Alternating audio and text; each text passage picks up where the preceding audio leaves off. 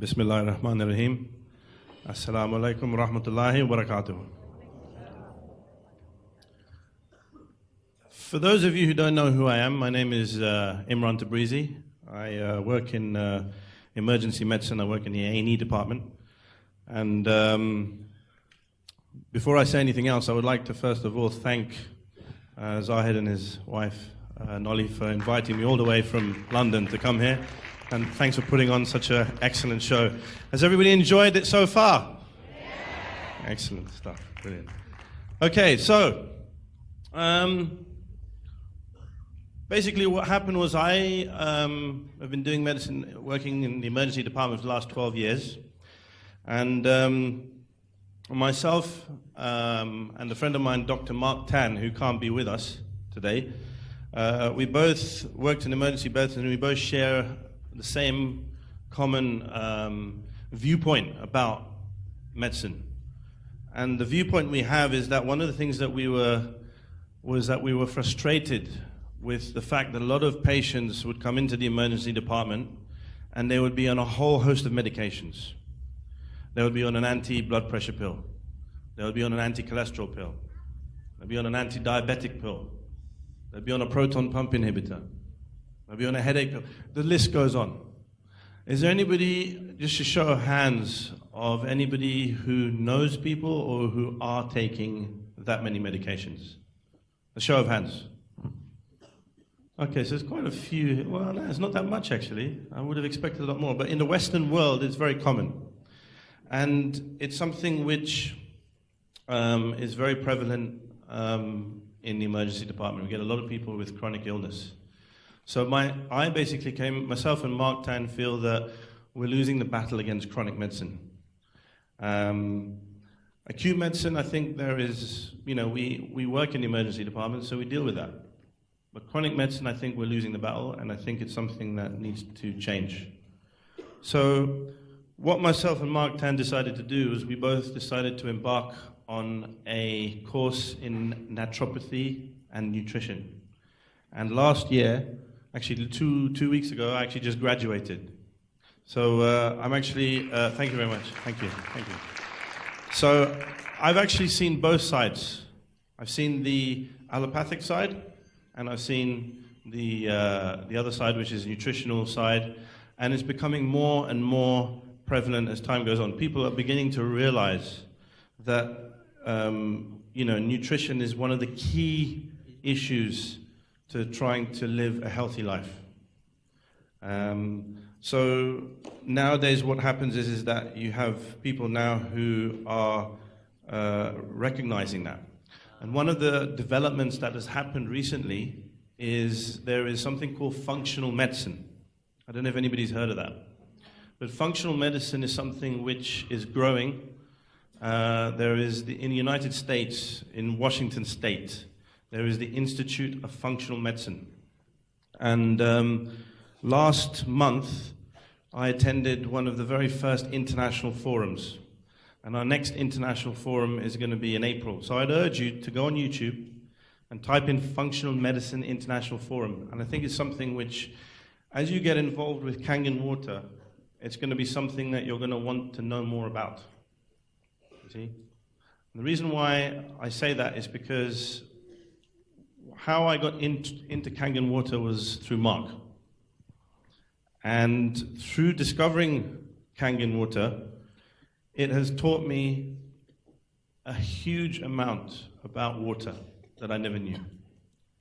And I think most of the people in this room who've experienced Kangen water also will be surprised at this great gift that Allah has given us, which is the water. And I think most of the people in this room are very privileged, in fact, to know or to be in touch with Kangen water.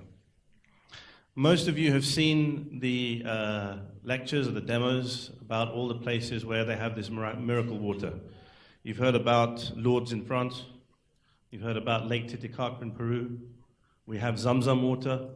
All of these waters claim to have miraculous effects, and we now know with science what it is, or some of the attributes of what Kangen water has. Now, Coming back to what I said about functional medicine is something which is slowly being picked up. It's something which is only a handful of doctors actually recognize it. And it's hoped that this community will start to grow. Can you hear me all right? Yeah. So it's a community which is slowly growing, and as time goes on, people are going to start to realize that a lot of the things that we eat and drink is what determines how we can become more healthy. And it's a very good way of looking at things. One of the sayings we have is, فَبِأَيِّ اللَّهِ رَبِّكَ مَا تَكَذِبَانِ. Which of the favors of your Lord do you deny? Allah has created your body. He's created all the things that you could possibly have in the world that grows, which you have access to. Zamzam water being one of them, and alhamdulillah, Kangen water is now with us. We have that. We have that. Vegetables and fruits. Vegetables and fruits is something which grows. Allah has provided that for you, but yet we deny. Not only do we also deny, we've complicated things even more by actually poisoning them. Now, the reason for that is because of supply and demand. When you start to introduce ecology, economy, and politics and all of those things, people want to make profit, people want to make a large amount, it suffers from those things. So vegetables and fruits now have a lot of pesticides in, insecticides in, but alhamdulillah, we now have a way of removing that. We have Kangen water 11.5. We can put that inside. We can wash vegetables and fruits. What does Kangen mean? Back to origin. So you can see the beauty of the water. Kangen means back to origin. So what it's doing, it's taking your vegetables and fruits back to origin, back to the way it was intended to be taken. Fresh, without pesticides, free of all of those kind of things which would poison your inside body. So this is such a powerful thing, and we should be privileged to have this. So what I endeavor to do next is to try and take you through a journey to understand what it is. We heard a lecturer earlier on talk about know your product. That's what I want to try and impart with to you guys. Having a deep understanding of what it is you really have, how powerful it is. Now, before we say that, the other thing I'd like to mention is that there is a lot of conflict in the scientific community. And as people promoting Kangen water, you're going to come across situations where people are going to ask you questions like, why aren't there any studies to back up why Kangen water is so great? Is that a question that you've had to come across? So what do you say to them? Exactly, what do you say to them? Well, the thing is, what you have to understand is that medicine itself has also suffered the same fate as vegetables and fruits. It's been muddied, the waters have been muddied by politics, it's been muddied by capitalism to a certain extent, and what happens is, and also law. And these are the things that have taken medicine to a different level. In all my lectures, I always say, who is the father of medicine? Who is the father of medicine? Hippocrates? Not Socrates, no, Hippocrates. Socrates was the guy who did the 90-degree angle thing. Yeah, Hippocrates. Now, Hippocrates used to say, let thy food be thy medicine, let thy medicine be thy food. Now, I would have to say that the compass heading in medicine has changed direction drastically. We don't follow that rule anymore. We rely on medications, we rely on surgery. Now, I'm not saying that these things are bad, but what I'm saying is that moderation is the key. And we have to embrace this knowledge about taking responsibility for ourselves, drinking the right water, which you now have, the best, and eating the right food in the right consistency and pesticide-free. So, where is the conflict in this medicine? The conflict comes when it talks about research. Research is something which medicine depends on in order to justify why you go in a certain direction. For instance, we rely on something called evidence-based medicine. Now, what is evidence-based medicine? Evidence-based medicine is where you have a situation where you put something through a trial. So, for example, we have a room full of people, you have a medication, you split the room up in half, you give half the people this medication and half the people a control. And you compare to see whether that medication has had the desired effect. And if it does, with the majority of people, they will pass it and say, yeah, this medication, we endorse this, this is it, this is what we're going to start using. And that, unfortunately, or fortunately, whichever way you look at it, has been the way in which illnesses have been treated or have been dealt with. So, a pill for an ill. So you have, for example, metformin, which is the drug for diabetes. You have proton pump inhibitor lansoprazole with people who have acid reflux. And this is the way in which we follow. And nobody would argue with that. Nobody would say that that's wrong because it's evidence-based. We've seen it work. But the problem here is that everybody's different. Every human being is biochemically different. And you're going to learn more and more about that. You're going to see a lot of these new products coming out. For example, something called 23. Has anybody heard of 23andMe? Yeah, so these are all genetic testing kits, which you can take home, send off to a laboratory, and they will send you back a biochemical pathway or a biochemical system to show how you fare or how your body does things like oxidizes, if you're a fast oxidizer or you're a slow oxidizer, how your body is different from everybody else's. And that is something which is new. That is where medicine's going. And this is why nutrition fits in with that. Because now what we can do is we can look at the biochemical pathways and try to supplement. So, for example, if you're deficient in a certain nutrient, you can then harness that nutrient. But then it depends on where the source of that nutrient comes from. Because now you have the problem with supplements. You have different types. You have supplements which do nothing. You have supplements which have been tried and tested. And that's why you need to go and see a nutritional therapist, because they usually will know which supplements are tried and tested and which ones work. So that's another sort of way of looking at how the body is and how we need to go down that pathway. Now, the other thing to mention is the next conflict, which is when it comes to talking about Kangen water itself. Now, does anybody know how to deal with conflict? So in Islam, how do we deal with conflict? So there is a surah in the Quran that says, let me get this right. It says, Khul. Let me get it. I better take it out because I'm going to keep forgetting it. I always keep forgetting. Let me get it right. Let me say this properly. All right. It's probably because I'm a bit nervous. That's why I keep forgetting. Yeah. Right. I don't want to say it wrong. Okay. So it's Khul ya ahlal kitabi. That means say, O people of the scriptures, Ta'alaw illa kalamati sawa'im baynana wa baynakum a'la na'budu illallah.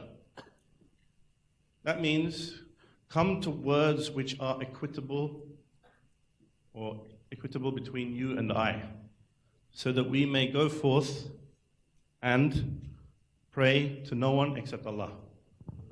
Essentially, what that is trying to tell us is that we need to come to common terms between you and I in order for us to move forward.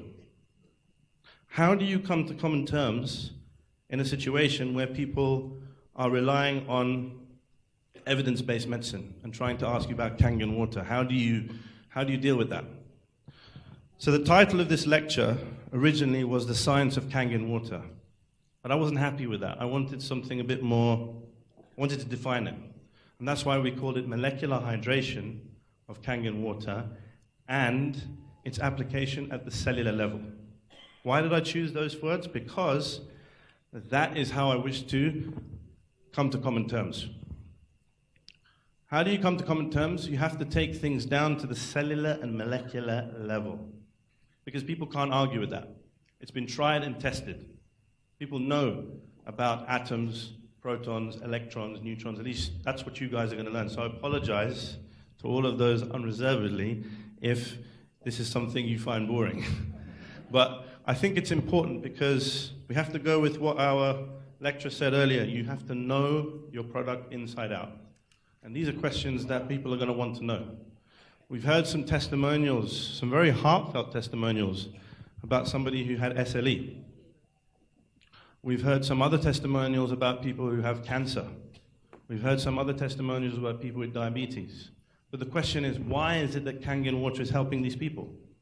Now, as a medical doctor, I am not at liberty to make any statements about what this Kangen water can do. I'm not allowed to do that. I'm not allowed to make any, some wild, miraculous things that Kangen water does.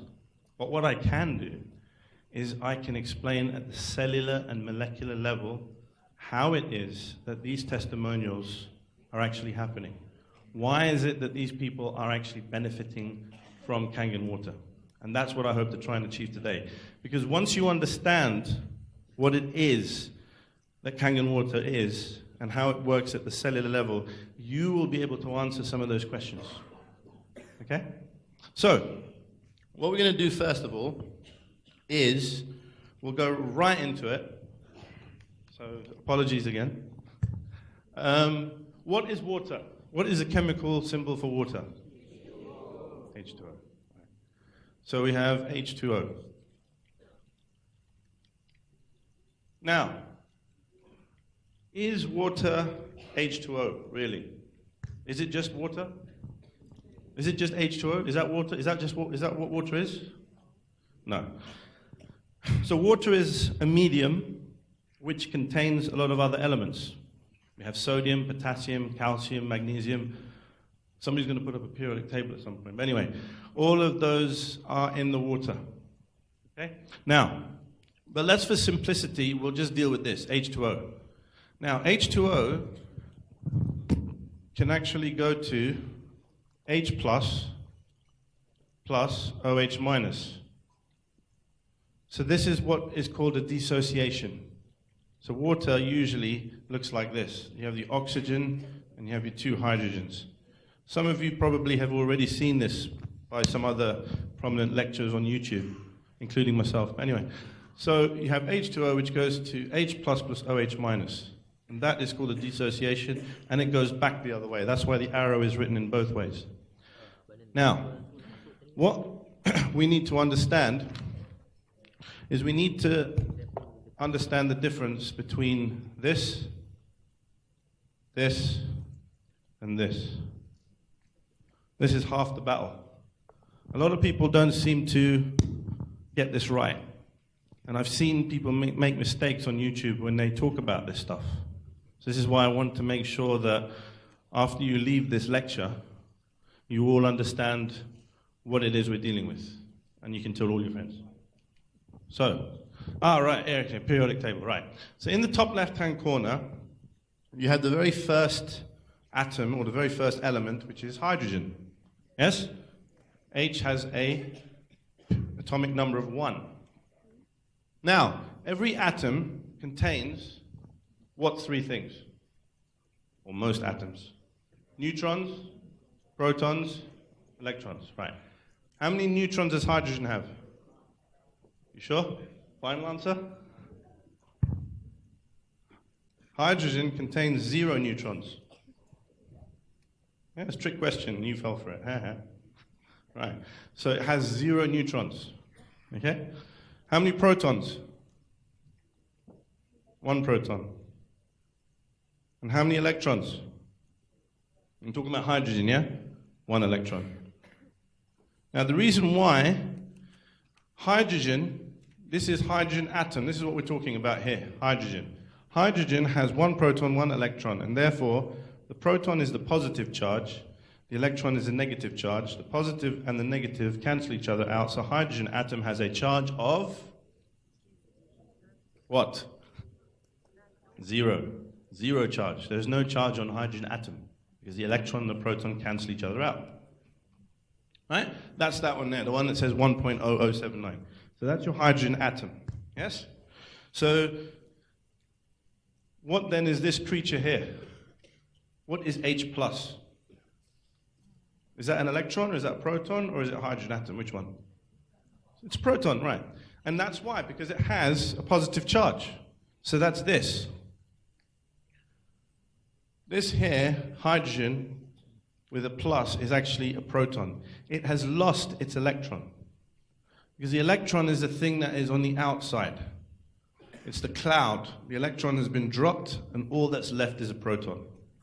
Now, that, ladies and gentlemen, the proton, is what determines what about the liquid? It determines the pH. Well, it determines the acidity of a liquid. So what it means is if you have a lot of these, what is it called? Acid or alkaline? It's an acid. So acid is if you have loads of these. If you don't have many of these, what is it? It's an alkali. Exactly, so that's the difference. Now, so that is the basic premise. This one, H2, is a hydrogen what? It's a hydrogen gas, yeah, but what is it also called?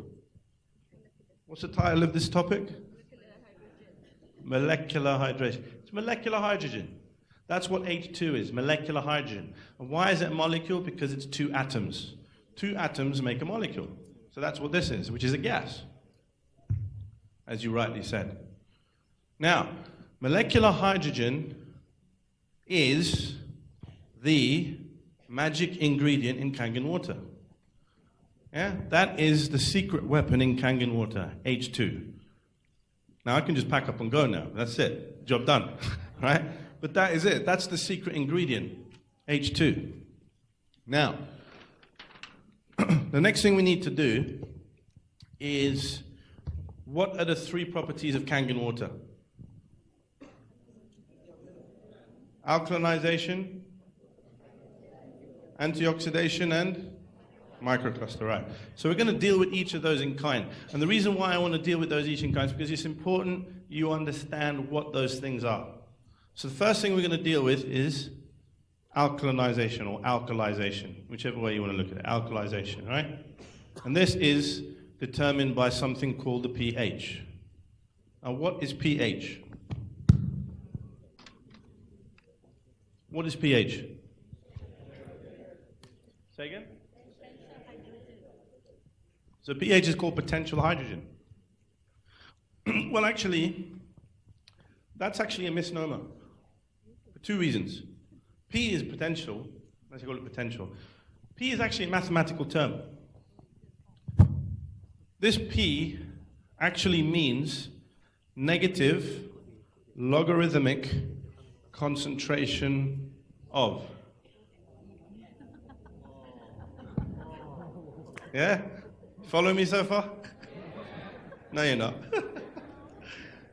Now you're all looking at that and thinking, what the hell is he talking about? Negative logarithmic constant, what?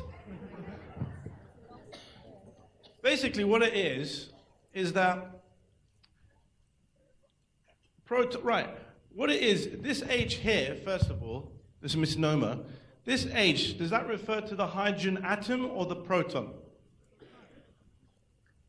You see? This is why it's a misnomer. We already met in the last page, we already talked about H plus and H. And you would be right in thinking that it was H as in hydrogen atom. But for some reason, we decided to drop the plus, and we call it pH. This H actually does not refer to hydrogen atom. It refers to H plus. And that sits in here. Now, because there's a lot of it, a lot of these protons, they had to come up with some way to quantify it. And sitting there going 1, 2, 3, 4, 5, 6, 7 would take them all day. Yes? So what they came up with was this thing called a logarithmic scale.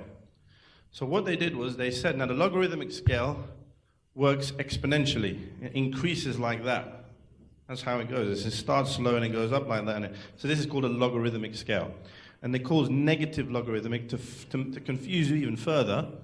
So what that negative means, it flips everything upside down. So what it means is if there's a lot of protons, the number is smaller. If there is less of it, the number is higher. And the scale is between what and what? 1 to 14. Yeah? This means it's acidic. This means it's alkaline. Yeah? So protons, if there's a lot of it, it's acidic. So that's when you come up with pHs of 1, 2.5. Yeah? This is all in the acidic range. Then you come to our favorite, pH 9.5, which is at the other end. And even better, 11.5. Do those waters contain less protons or loads of protons? Less, exactly. So you got it. So basically, this is what we talk about when we talk about pH. pH means negative logarithmic concentration of protons. So if you understand this, then you understand the difference between acid and alkaline. So this covers alkalization. Now, what happens here now is when you go and do your demos, what color is it when it's acidic? What color is it when it's purple? Sorry, no, that's a stupid question. What color is it when it's pH 7? What color is it when it's 8.5? What is it 9.5? Excellent. So you've got a way of distinguishing each of those concentrations of pH. And it's very important because that's going to tell you how well that machine is doing at producing the pHs of the water that you have. And now you know why. So when you put purple in there, you say, oh, that doesn't have that many protons in it. When you see one which has got orange, you say, oh, it's got loads of protons in it. So now you know the difference. Yeah? So this is talking about protons. Right.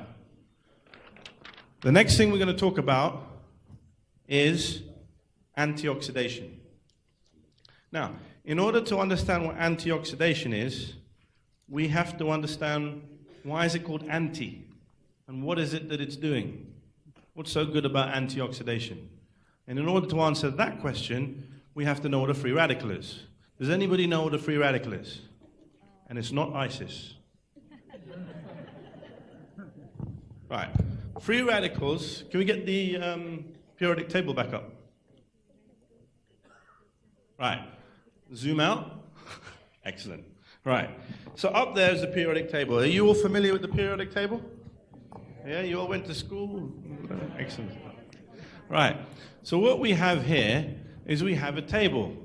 And we have, on the far left, our friend hydrogen, which is in group 1, which is the first column. Now, if we move over to group 8, which is right at the other end, you have all of this column here. They're called noble gases. And if you go one more in, you have group 7, and the top one is fluorine. Yes? And below that is chlorine and all the other enes, bromine, iodine, astatine, and can't spell the last one. Anyway, so these are all group 7.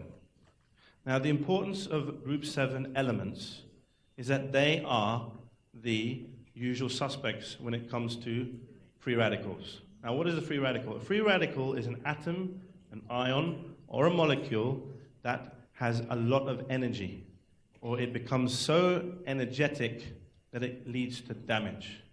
Now, how does it do that? In order to answer that question, we have to go and visit our friend Mr. Bohr. Has anybody heard of the Bohr atom? No. B-O-H-R, Bohr. So, and it's not to be boring, but it's basically to tell you about the atom and try to explain all of this. So what we have is we have an atom which contains, as I said before, neutrons and protons, but then you have the electrons. And what we have is we have the first shell, which contains 2 electrons, which is the first shell around the atom. So I want you to visualize something that looks like planets. Yeah? That's your atom. And the first shell, or the first layer, is this layer here, which has got the 2 electrons. So this particular one here would be referring to helium, which is the one on the far right. Hydrogen has only got 1 electron. Yeah? Is this atom happy? Why not? Because it only has 1 electron, and electrons like to come in pairs. So this hydrogen atom will do what? it will merge with another hydrogen atom to form 2 electrons, and this is H2. You all got that, yeah? All right. So this is molecular hydrogen. This is your hydrogen gas. This is the secret weapon in Kangen water, H2. When 2 hydrogens get together, it's because they're sharing these 2 electrons, you get H2, which is your hydrogen gas.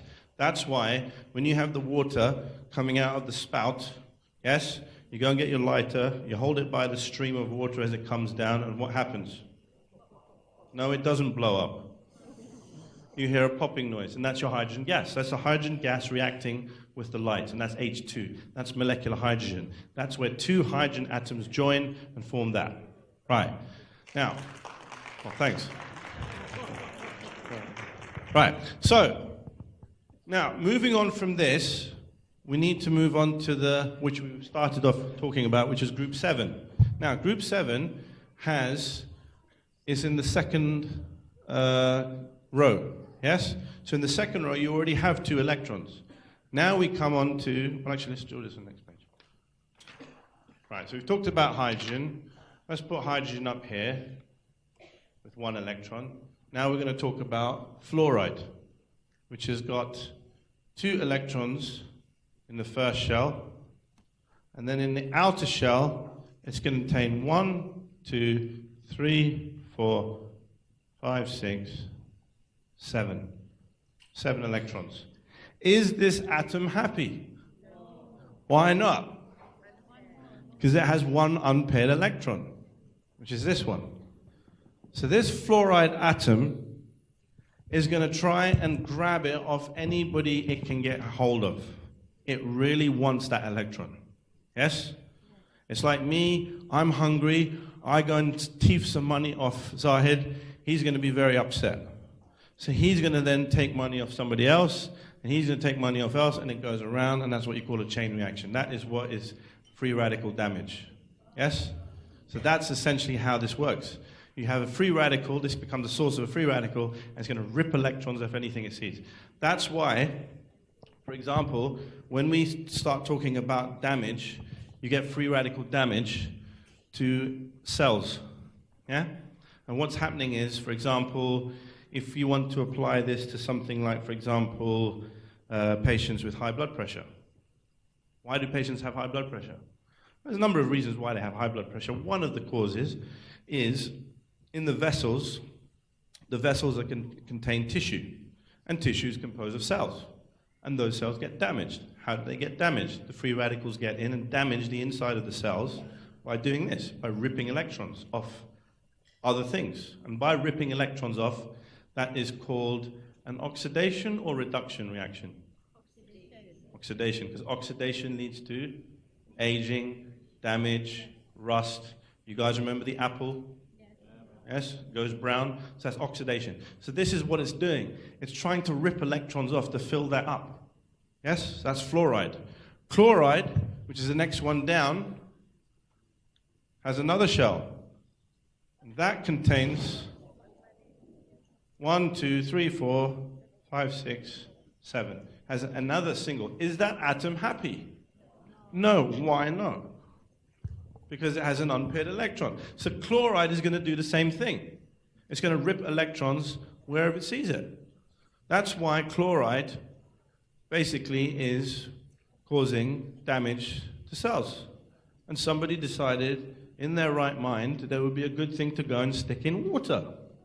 Yes? And who decided that? Somebody who wanted to try and save people's lives because they felt. So you know about the story about this. This happened in London, of all places, because everything happens in London. There was all these people getting sick. Somebody from number 22 was getting sick. Somebody from number 28 was getting sick. Somebody from 42. This guy, he looked and he said, why are all these people getting sick? So then he decided, he looked, and in those days, they all used to share water from the well. So you go to the center of the well, there's a well there, so he went there, took a sample of water, looked at it under a microscope, and what did he find? Bacteria. So he thought it would be a good idea. He says, I know what, we need to come up with something we can put in the water that's going to kill the bugs, but not necessarily going to kill the people. I know, we'll stick chlorine in. And that's how chlorine has been added to water. That's why we drink it. They passed it through government, and that's why we add chlorine into our waters to try and kill all the bugs. But what is it doing to you guys? Nobody asked that question. Because by the time you pass away, nobody cares. Yeah? So this is what it is, chlorine. Chlorine in the water. Now, so chlorine is also a source of free radicals, as is fluoride. So this is a free radical. Now, how are you going to make this guy happy? You're going to have to give it something.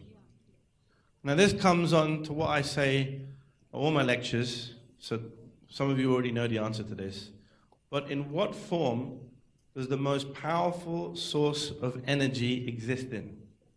In what form does the most powerful source of energy exist in? Some people say sun, some people say light. Simpler than that. Love. Exactly, love. What is love? Love is the law, power of attraction. Now, what does the law, power of attraction say? It says that if you give love, it has to do what? It has to come back to you. Yeah? If you give love, it has to come back to you. It's not a question of when. It's not a question of if. But what you must not do is expect. Don't expect. You give it freely. Why is that important? Because now we come on to the secret weapon in Kangen, which is molecular hydrogen. Molecular hydrogen contains 2 electrons which they share. Yes? Now this, ladies and gentlemen, is your antioxidant, not OH minus. Now unfortunately there's a Dr. Michael or whoever it is on YouTube who keeps on saying it's OH minus. It's not OH minus, it's active hydrogen is the antioxidant. This splits apart and becomes 2 hydrogen atoms.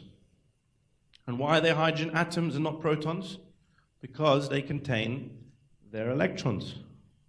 Now can you see now that if you introduce this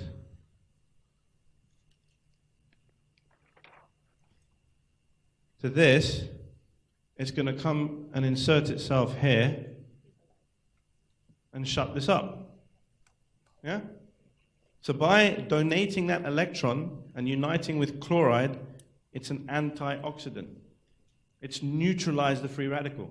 It's prevented the free radical from causing a catastrophe by ripping electrons off everybody else. Can you see the beauty in that? That's what molecular hydrogen is doing. It splits apart. You have all of those little bubbles that you see in the water, those things are going to get inside of you.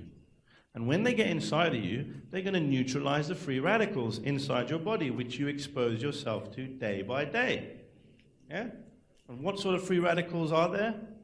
Plastics, toxins, smoke, nicotine, stuff that you smell when you go outside, all the pollution, all of those are sources of free radicals. Water that you have which has chlorine in, which you don't drink anymore because you drink Kangen, which has the chlorine taken out. Yes? So all of these things are going to be neutralized by those same hydrogen atoms which derive from molecular hydrogen.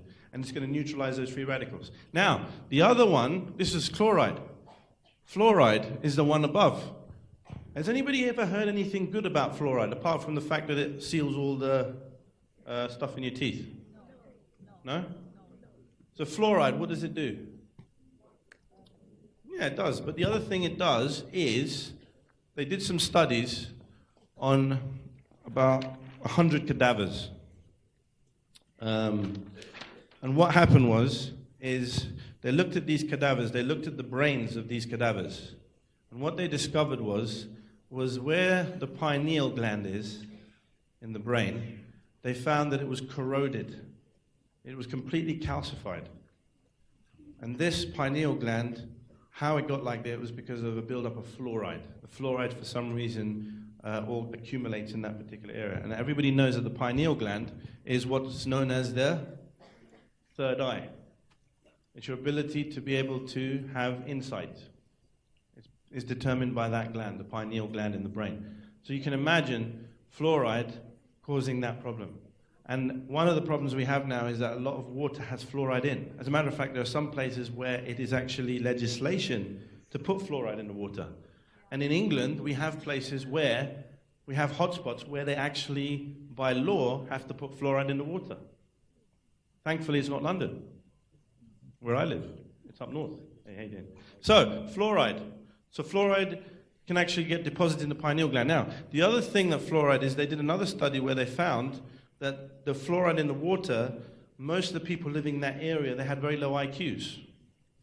And they associate that with fluoride. So fluoride doesn't have good press when it comes to those kind of things, but clearly it's very good for your teeth. But hey, good teeth, no brain? I don't know. You work it out. But anyway, so fluoride and chloride. So hydrogen, molecular hydrogen is going to neutralize those things, yes? And that's basically how you get the free radicals. That's the antioxidants. That's the antioxidant story. Now, the other thing I want to clear up about the antioxidant story is this thing about the ORP. Now, what does ORP stand for? Oxidative reduction potential, right, okay. Now, there seems to be another, misunderstanding about what ORP really is. Yeah? Now, ORP, if it's positive, is that good or bad? Bad. And if it's negative, then that tells you that it's got what? It tells you that that liquid has antioxidant properties, exactly. But what is actually ORP? What is it actually measuring? Nobody really knows, do they? Measures what? Electricity. Okay, well, another way of looking at electricity. Okay. So if I go and take that ORP meter and stick it on a wire, is it going to give me a positive reading or a negative reading? Yeah, the jury's out on that one. Okay, ORP is actually measuring a ratio. Now, what is the ratio? The ratio is between this product, or this particular species, and this. Does anybody know how you get from this to this? You should know now, because we talked about it. This is a what? What is this, a proton or electron? What is it? It's a proton, right. What do I have to add to this to make this? What do I have to add to this to make this? An electron, right. So if I add one electron, I get this. So how do I go from this to this? You add another one which has a proton and an electron, and you get that. So if you add 2 electrons and 1 proton, you get this. That's it. That's the difference. Now, the ORP, when it becomes negative, what that means is that there is a lot of this and less of this. Yeah? So do you see now, when you get your pH 9.5, is there a lot of protons or not much? Not much. Not much. When you get your pH 9.5, are there a lot of H2 hydrogen gas bubbles in it or not? So you have a lot of this and little of this, so therefore you have a negative ORP. Yes? You get a negative ORP. If you have a positive ORP, it's the other way around. It means you've got more protons and less H2. So if you go and measure the ORP in your pH 2.5, what is it? Positive or negative? It should be positive, yeah. So this is telling you then that that particular product has antioxidant properties. So that's what the ORP is measuring. ORP is measuring the ratio between molecular hydrogen and its precursor, the proton, which you have to add the 2 electrons through to in order to get the H2. And where does those electrons come from, guys? So, earlier on in the lecture, you heard about energy in the form of something called it's called potential electrode unit, PEU. Yes? You know about PEU? So you take the wattage of the system, you multiply it by the amperage, and you multiply it by the surface area. And as we know, the SD501 has a very, very high PEU. All of that energy goes into that water to produce that active hydrogen. It takes the water, the H2O, and it obliterates that water to produce, well, it produces this. H2O goes to H plus OH minus. Anything else? Was H2. Those are your byproducts. That is what that energy is doing. This is why you're going to have some machines which don't have enough energy to do that. And they can't produce that enough energy to do it, because if they did, what would happen to the plates? They would melt, because they can't stand up to that.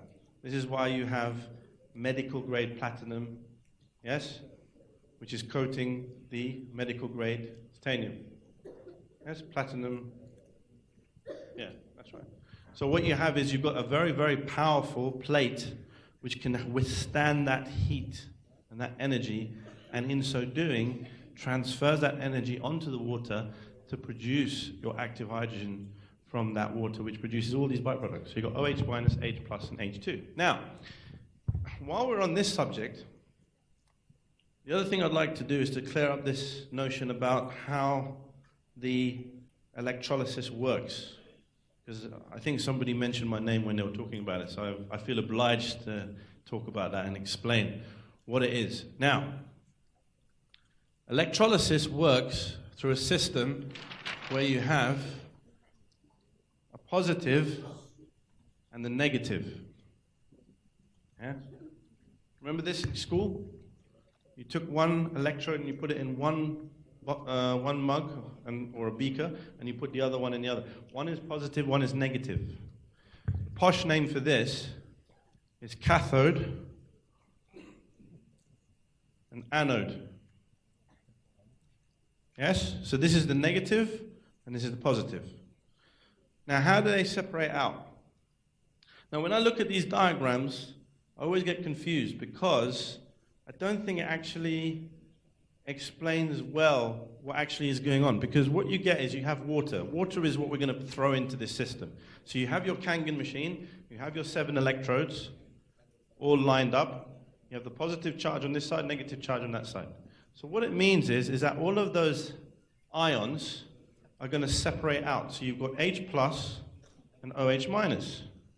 So really, all of the OH minuses should go down the positive one, because this attracts all the OH minuses, because this is the positive electrode. But I noticed that in some diagrams it's flipped around the other way. But anyway, at the end of the day, basically what you have is you have a system where you're separating the water out into acidic water and alkaline water. So you're going to have all the ones with OH minuses, which hardly have any of protons, which is going to produce your 9.5 pH. And then on the other electrode, you're going to have all your protons, yes?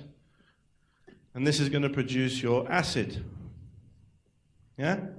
9.5, and this side should be 4.5, because they both add up to 14. Yeah? So you have this acid on this side. So this is the lower spout, and this one is the upper spout. Theoretically, that's how should this work. Now, when you want to make 11.5, pH 11.5, you have to add what? Enhancer. And what does that enhancer contain?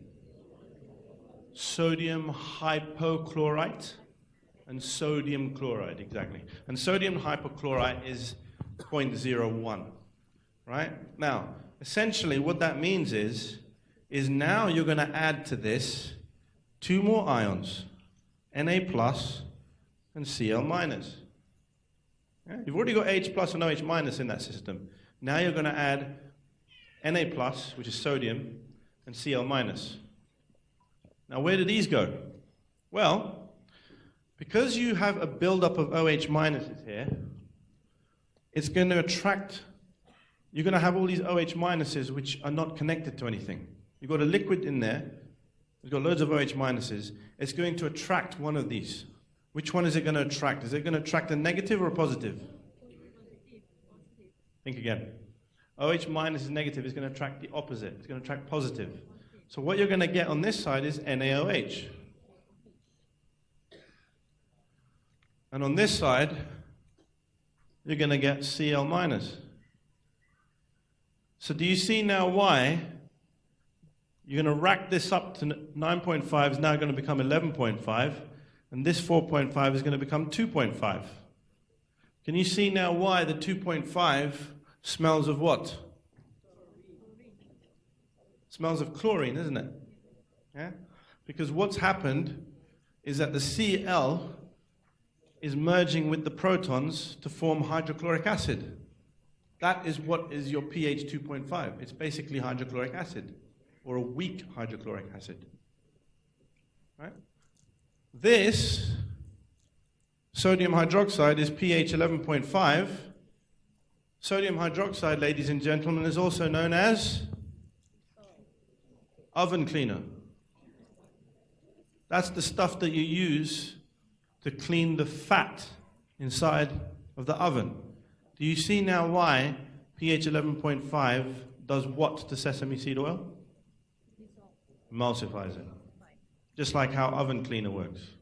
So that's why when you add the enhancer, you're getting a strong alkali which will do that job. Yes? That will make sense now. You see that how it all works, how the chemistry works. The sodium hydroxide is coming out through the, well, will come out at the top, wouldn't it? Which is the strong Kangen water, the strong Kangen 11.5 pH. And the acidic water is going to come out at the bottom. That's the one that smells like you've been to the swimming pool. Yeah, hydrochloric bleach, exactly, yeah. So that's the stuff. So that's the difference. And obviously, you know about all the benefits of that. We saw a table earlier on about how the effect it has on bacteria and viruses, which is very good. So, yeah, so that's the chemistry behind the electrolysis process. I hope that clears that up. So that's ORP, that's electrolysis. Now, the last thing we've got to talk about is microcluster. Yes? Now, what is microcluster? What is it? I'll tell you what microcluster is. Microcluster is another misnomer, because we like doing that with you guys.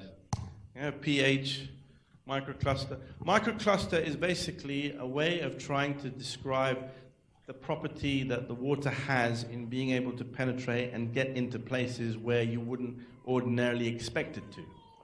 Yes? Now, how does it do it? Nobody really understands.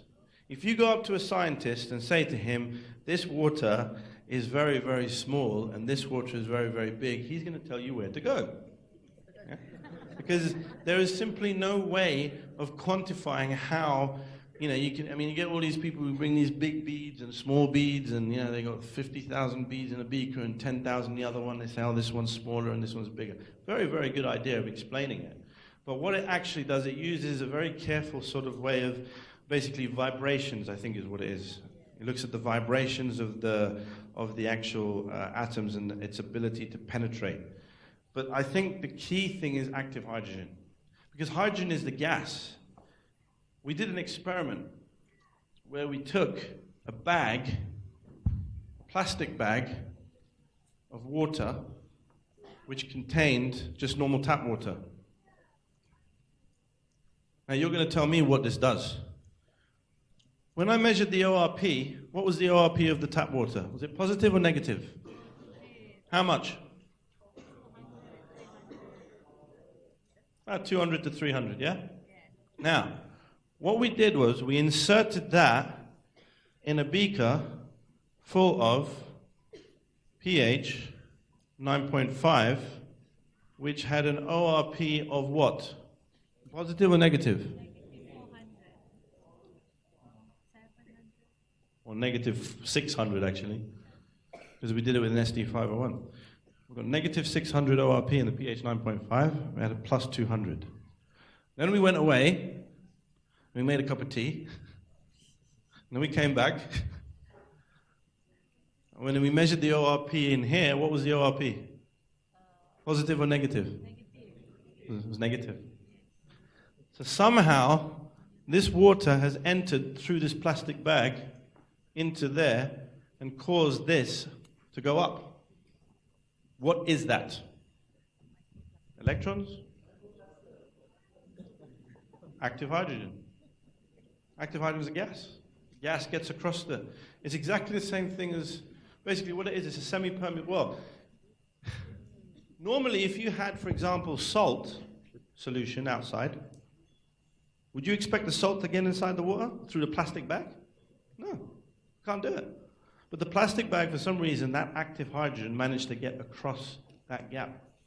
So that is what is actually doing it. It's the active hydrogen that's, because remember, look how small it is. Well, we had the periodic table up. Small, it's only what? Atomic number of 2 molecular hydrogens, 1 and 1. And that is so tiny, it managed to get across that plastic into the other. So that's essentially what's happening. And through that, because the other thing is, when you measure the volume in here and the volume in here, would you expect this volume to go up? It doesn't. The volume stays the same. So something is getting out of the tap, something is getting out from the pH 9.5 into the bag. So it's the active hydrogen. It's the active hydrogen that's getting in there and causing the ORP to go more negative. So that is basically how this is working. Now, you all know about Mr. Peter Agre. Yes? He's the guy that won the Nobel Prize in 2003 for discovering aquaporins in the cell. So, I think we're done now with the Kangen, because we know we've talked about pH, we've talked about alkalization, and we've talked about microcluster to a certain extent. What we now need to do is we now need to look, so we've talked about molecular hydrogen. Now we're going to talk about molecular hydrogen. Now we're going to talk about the cellular aspect. Now, this is where we go back to, we've studied chemistry, now we're going to do some biology. So, we've got the cell. What is the most important part of a cell? Say again? The nucleus? The membrane, yeah. It's who you let in and who you let out. It's the bouncers at the door. Yeah? That is very important. And this is made of a lipid bilayer. Now, what is a lipid bilayer? A lipid bilayer is basically you have fats and you have proteins. On the inside of the cell, you have liquid, and on the outside of the cell, you have liquid. And you have these bilayer where the fat is on the outside and on the inside, and the proteins are sort of near the center. Well, actually, the protein actually can go right across. But essentially what it does, it has a water-liking side and it has a fat-liking side. So most of the fats are all in the center and all the water bits from the outside. But anyway, this is a lipid bilayer. It lets things in. In the cell, you have your nucleus.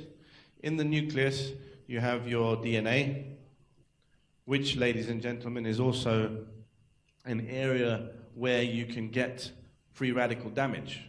If you get free radicals damaging the DNA, you're upsetting the genetic code. Now, what is the purpose of a cell? What does a cell do? What does a cell do? Yeah, it duplicates, but the other thing it does, it's a factory. It's a factory for making things. And how do we know that? Because in here you've got the genetic code. Then you have, this is DNA. Then on the outside of the cell you have these wonderful things here, which are called what? Mitochondria. Yeah, and this is the energy producing cells. Or basically what it is they're organelles which are in the cell which produce energy. And the currency of energy in the body is known as ATP, adenosine triphosphate. That's the energy. If you've got enough of those, that's how you're able to walk around, move around. Yes? ATP. So these mitochondria produce ATP, and this here is your nucleus. Now, this is not the cross-section of an orange. Okay? I want to make that clear.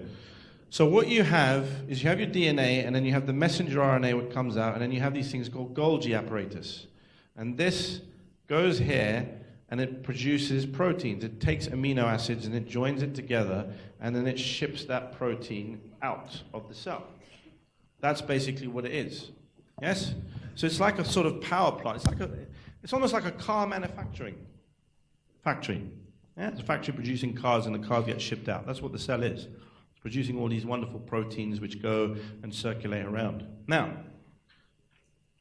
what are the 4 side effects of Kangen water? The 4 side effects.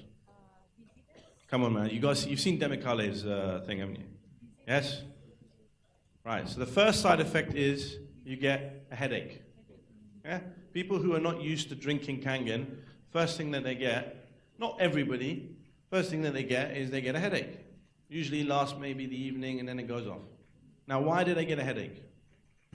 We're told that it's called healing crisis, which is true. Because what it is that in your body you have water. And we'll come on to that in a second because I need to explain to you how that works. But essentially, your cells are not used to it. It's not used to that degree of alkalinity. Somebody in their right mind came up with this idea that you should all drink tap water, which has a pH of 7. And we've been doing that ever since. Yes? Now, our body is used to that. Suddenly, we get 9.5 pH thrown into the system. You start drinking it, and it gets into the blood, and we know that it has this microcluster capabilities. It can penetrate every single cell. As a matter of fact, as soon as that water touches your lips, it's getting absorbed straight into the system. It goes through the cell, into the blood, up in, across the blood-brain barrier, into the brain, into the cell of the brain, yes? And then your brain then says, what the hell is happening here? All this PAR, it's completely overloaded. And it starts firing off all of these signals, and you get a headache. And then what happens is it starts to acclimatize, everything gets back to normal, and then your body gets used to it. So that's the first side effect, yes? The second side effect is what? You go to the toilet. You end up peeing more, yes? Because obviously if all this fluid is getting into the system, it's got to come out sometime. And this is why half of you will end up going to the toilet halfway through this movie. That's if you've been drinking all day, but anyway. So that's the second side effect. The third side effect is you start to sleep better. Now, why do you sleep better? Because inside the brain, you're producing something called melatonin. When the melatonin levels go up, you sleep better. And the last side effect is your energy levels start to go skyrocketing through the day. These are usually slightly later side effects. And the serotonin level goes up because your body's producing more serotonin. Now, why is it doing that? Why is it producing more? This is a question you're going to get asked. Why? Well, this is your cell. Inside this cell, you have liquid, you have this, you have all of these organelles. Think about it like a car factory plant. If I want to increase productivity in a car plant, what do I need to do? You got to have better facilities. You got to have more workers. You got to make sure you feed the workers. You don't want workers who end up collapsing on the floor and you kick them out. Yeah? You need to make sure that they have the proper working environment. You need to make sure you have proper materials so they can build the car. You need to make sure that you have enough funding. Yeah? All of these things become important. So exactly the same thing is happening here. What you need is you need all of these cells to have all of the things so that it can produce. You need proteins, you need nutrition, and the other two things you need is temperature and pH. Yeah? So for example, if you're working in a power plant or working in a car factory plant, if you reduce the temperature in the room to minus 20 degrees, are those workers going to work effectively? No. So you're going to make sure that, and if you heat it up too high and it gets really boiling hot, are they going to work effectively? No. So you've got to make sure they have air conditioning so those workers can work properly. So temperature is important. Yeah? The other thing that's important is pH. Yeah? So if you have the optimum pH in this cell, it's going to produce more. So what I'm saying is that those people who do not sleep properly, yes, they probably aren't producing enough melatonin. And it's possible that because their pH environment is too high, it should be slightly lower. And how are we going to achieve a slightly lower pH? By drinking Kangen 9.5. Because you're going to optimize the pH in the cell so that it can do the job that it was meant to do, which is to produce those proteins and those melatonin in the cells, and so that you can sleep properly, serotonin, so that you have high energy when you're working through the day, during the day. So this is what the cellular environment. So it's important you understand this, because that's how you're going to understand how those side effects come into play. Yeah? So, the next thing we need to talk about is, for example, these conditions. So you have things like diabetes, you have high blood pressure, we had somebody who had SLE, we have cancer, all of these conditions. Now, I'm not going to go through every single one of them, but as I said before, if we can go down to the molecular and cellular level, you might be able to answer those questions for yourself. We've already discovered that in order for a cell to work properly, it has to have the optimum environment to do it in. So we've established that the temperature is important. pH is important. Now, you've all heard of a guy called Otto Heinrich Warburg, yes? And what did he say about cancer cells? Acidic environment and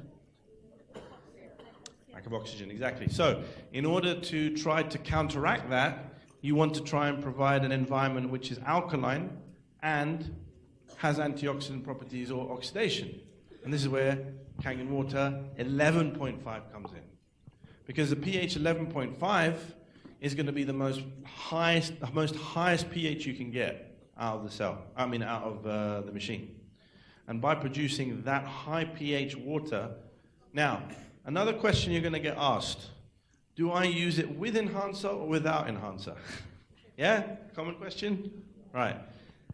The answer to that question is that what is the difference between enhancer and not using the enhancer? What pH level are we talking about? Negligible, isn't it? It's about 1. But it's still quite important because it's a logarithmic scale. So it's probably a factor of 100 or 1,000 between pH 11.5 and, say, 10.5. 9.5 is what you get out of the machine when you press the 9.5 button. But when you press the button which says strong acidic water, the pH you're getting is slightly higher without the enhancer. When you stick the enhancer in, I've already explained to you what happens. The sodium hypochlorite solution separates out, sodium joins the hydroxyl, produces NaOH, which makes that water even more higher pH, 11.5. Yeah? So that's how you're getting that. So what you're trying to do essentially is you're trying to produce a cellular environment which contains less protons. Now this comes on to what's known as the dilutional effect. To explain the dilutional effect, we have to go to the next diagram, which is to understand how much water there is in a 70 kilogram male. You have a 70 kilogram male. How many liters of water inside a 70 kilogram male?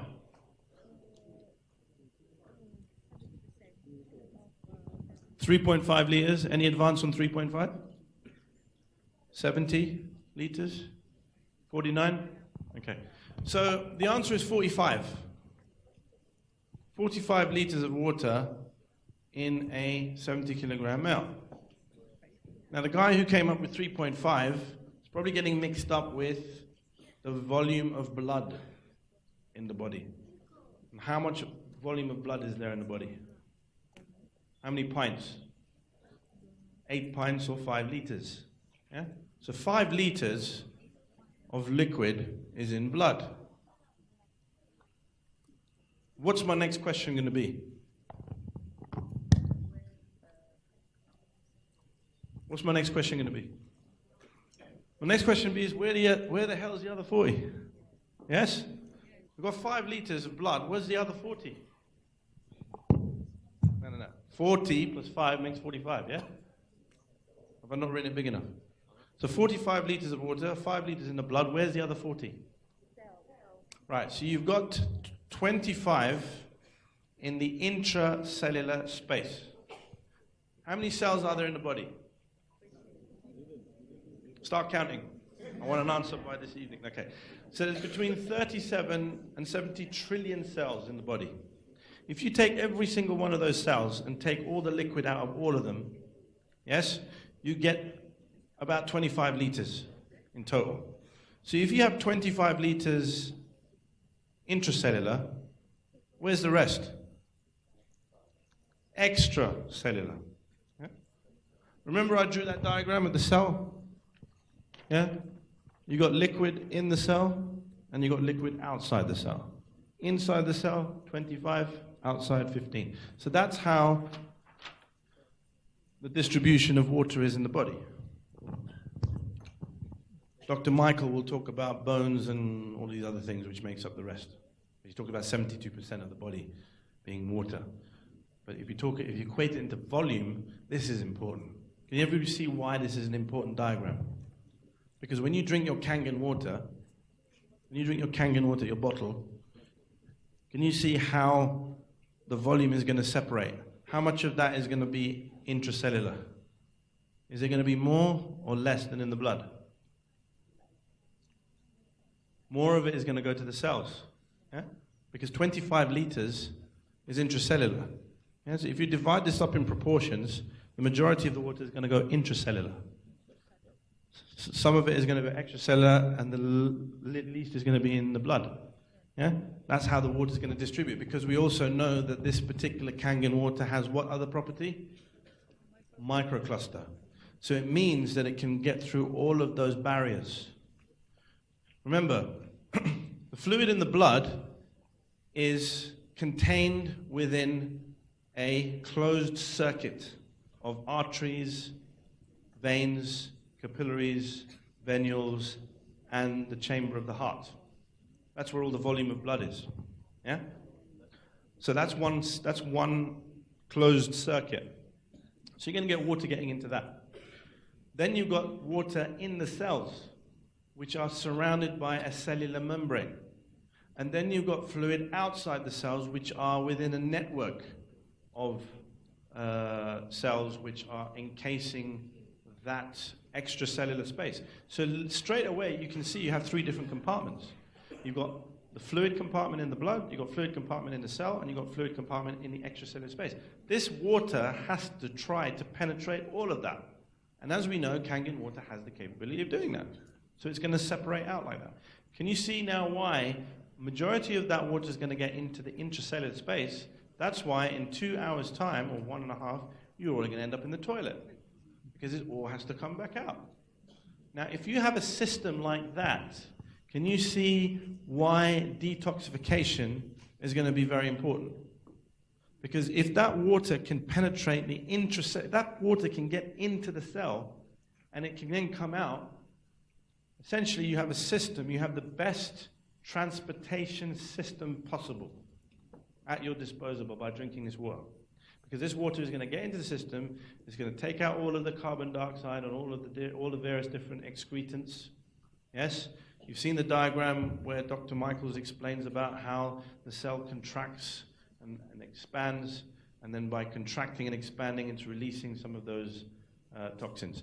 And you get nutrients going in. So the water gets in, it changes the pH environment within the cell.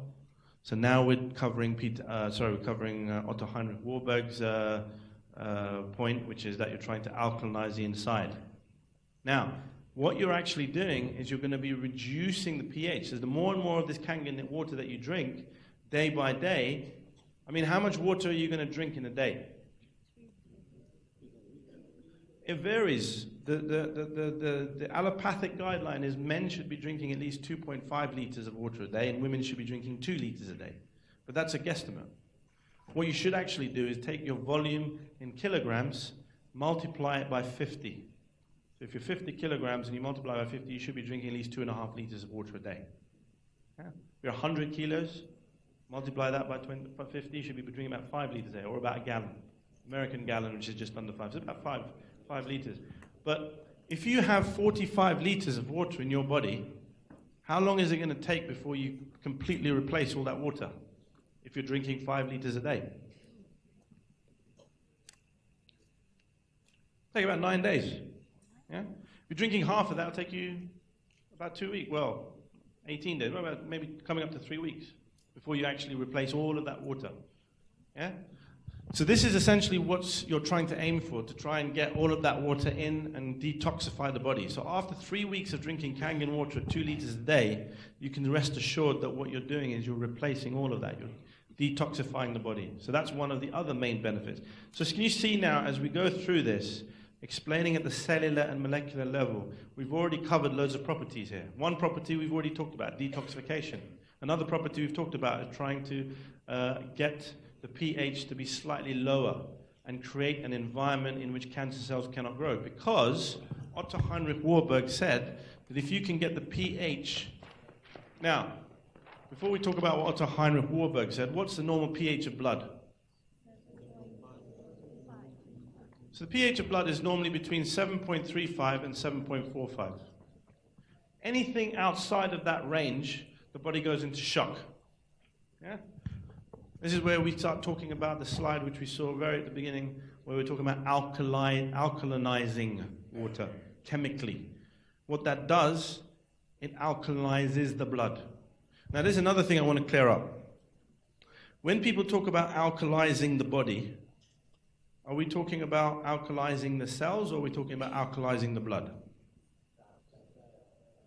See, again, mixed reactions, because doctors and nutritional therapists alike are not very good at explaining this. This is why they need that diagram with the water, the blood, the cells, the intracellular space, extracellular space. What you're actually trying to do is you're trying to alkalinize the cells in the body. Yeah? That's what you're trying to aim to do. But that also involves blood, because blood contains cells. It's not just the blood, it's the whole system you're trying to alkalinize. Now, if you try to alkalinize the blood alone, the problem you're going to have is you're going to push that pH beyond 7.45. Is that good or bad? Yeah. So that means you go into something called metabolic alkalosis. Yes? Now, the two organs which are responsible for maintaining the pH within the body is the lungs and the kidney. When you breathe in oxygen and you breathe out what? Carbon dioxide. And carbon dioxide is the acidic component. In order to understand that, you need to look at this equation. H2O plus CO2 goes to H2CO3, and on this side it goes to H plus HCO3 minus. Now you're all looking at that and thinking, what the hell has he drawn there? Well, let me explain. H2O is water, CO2 is carbon dioxide, which is a gas. If you join these together, you get hydrogen carbonate. On this side of the equation, you have protons, our friend the proton, and a bicarbonate ion, HCO3 minus. Yes? This here decreases the pH, making it more acid. Right? So if you have a lot of this, it's going to drive the reaction that way. Actually, you know what? I've drawn this wrong. This should be here. And this should be here. Yeah, that's right. Sorry. So H2CO3 is in the middle. It can go either that way or this way. If it goes that way, you have the protons and the HCO3 minus. If you increase this, it's going to drive the reaction this way and cause this to go up. If you blow this off, when you breathe out through your lungs, you're going to reduce the acidity. So, for example, when you take patients, for example, who have a low pH, so for example, we've already established that the normal blood pH is between 7.35 and 7.45. I have seen patients come into the A&E department with pHs of 6.9. And 6.9 is very, very ill. These patients are patients who have what's known as diabetic ketoacidosis. So basically what it means is they've got a lot of acid in their body. Yes? So by having a lot of acid in their body, you need to try to reduce it, and this is why the body goes into shock. Yeah? So what happens is those patients who have diabetic ketoacidosis, they're breathing very high. They're like that. They're hyperventilating because they're blowing off CO2, carbon dioxide, to try and get their body to reduce the acidity. So this is how the body works. So this system here is how the body controls that. So the blood pH is trying to maintain within this 7.35 to 7.45. Yeah? And anything outside of that is going to basically not be compatible with life. So what Otto Heinrich Warburg said is that if you can get a pH of 7.41 or above, cancer cells cannot grow. Can you see now why, by drinking Kangen 9.5 or 11.5, that might help to would help to increase the pH of the cells? Yeah? Now, it's not going to happen where you just drink the water and suddenly all the cells then become 11.5. It doesn't work like that, because it's called a dilution effect. I always equate this to taking a drop of my blood. If I take a drop of my blood and drop it in the ocean, does the ocean go red? It doesn't, but it goes slightly red. What degree of redness? We don't know. It's very, very, very minute. It's the same with 11.5 pH. You add that to the water, you add that to the body, it's going to increase the pH only very slightly, but it may just be slight enough to push that pH above 7.41 and create an environment in all the cells in the body to be at a level where cancer cells cannot grow. So do you see now why that pH is important? Yes? Excellent. So that's about the blood story. We've talked about Otto Heinrich Warburg, about trying to increase the pH, 11.5. I think that's it. I think I've covered it all. Thank you very much. Assalamu alaikum.